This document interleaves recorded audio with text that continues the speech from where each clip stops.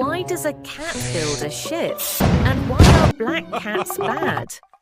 One day, a red cat and his son were playing with a ship near the river. But suddenly the black cat and his son laughed and destroyed the red cat's ship with his ship. The black cat and his son were happy, but the red cat's son was very sad. The red cat decided that he would make a very big ship. Having completed the plan, he began to build the ship. He worked very long hours and hard.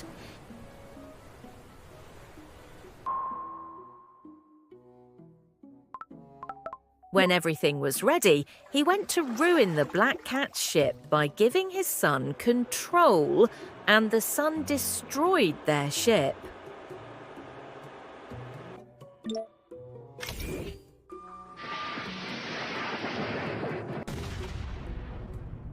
Afterwards, the black cat and his son cried, and the red cat and his son had fun.